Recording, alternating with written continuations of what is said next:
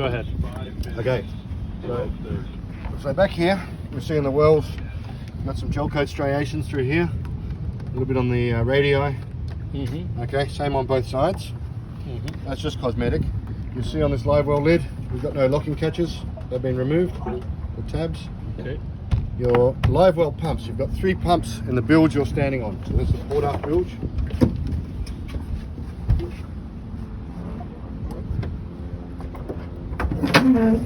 We've got 3 pumps back after this sump here, and all those 3 pumps seem to be locked up and seized. So I can hear the relays clicking, but the pumps aren't powering on, so they probably need to be replaced. You've also got 2 through-hole discharge valves there, or one's an intake valve. They're pretty well seized. I can't move either of them. Okay.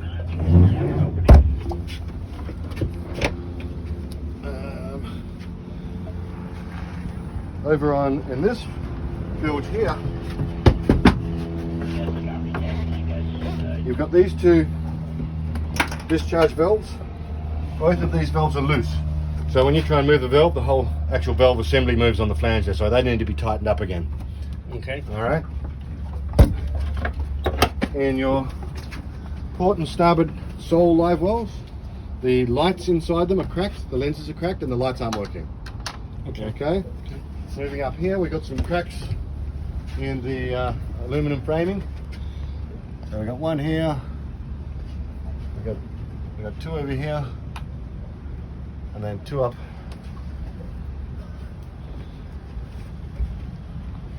2 up here. 1 there and same on the other side. Which is that, Simon? They're cracks, we're just trying the other. Okay. We've got one of these dome lights, the aft one in the hard top, comes on very dim on the red and the white setting. At the helm here,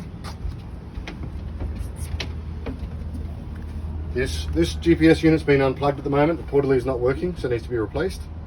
The autopilot in this one, we've got follow-up and non-follow-up, but we haven't got the actual heading hold or navigation to waypoint function working.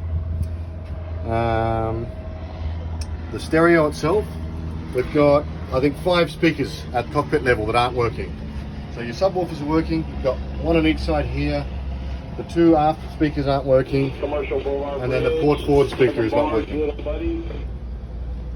VHF radios, this starboard one, they both work, but this one gets very bad reception. So listening when you had 16 on, this one will receive, this one's very, very spotty.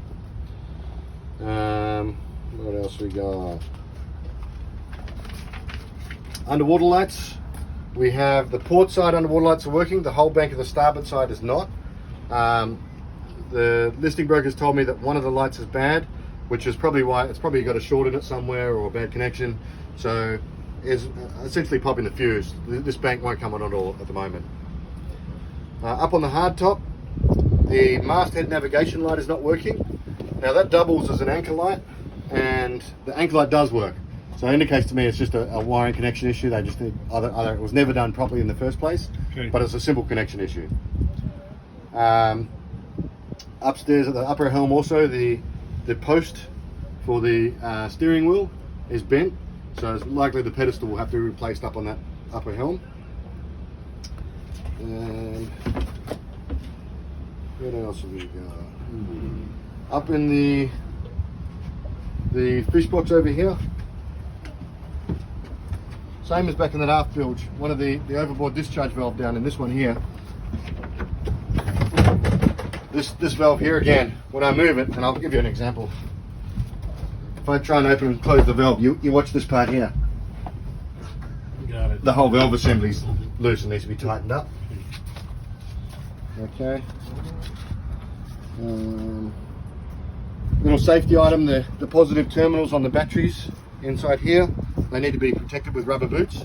At the moment they're just exposed. And the batteries are all in this lower locker down here. Something else worth pointing out on the port side of the helm console here. This is your shore power receptacle. You can see the little burn marks here, and one of the posts is blackened. And we smelled a bit of a burning smell this morning, had a lot of rain last night. Chance just got a bit of water in the plug, and we had a little short going. So realistically, I would probably just change out that whole receptacle rather than take the risk of anything else. What else we got? You've got some rope lighting under the gunnels here, and there's a bunch of little sections that aren't working on that gunnel lighting.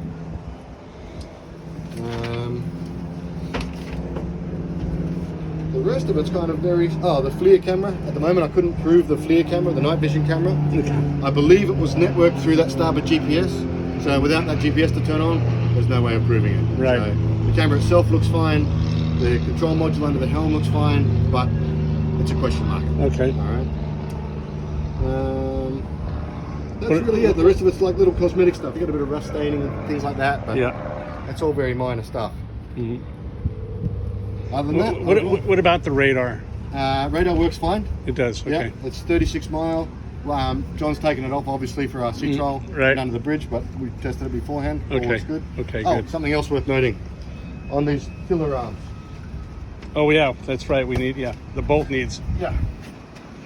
So this bolt here, which ties your tiller arm to your ram bracket, this bolt. Well, in fact, they're both loose, both sides. This side is much more noticeable though.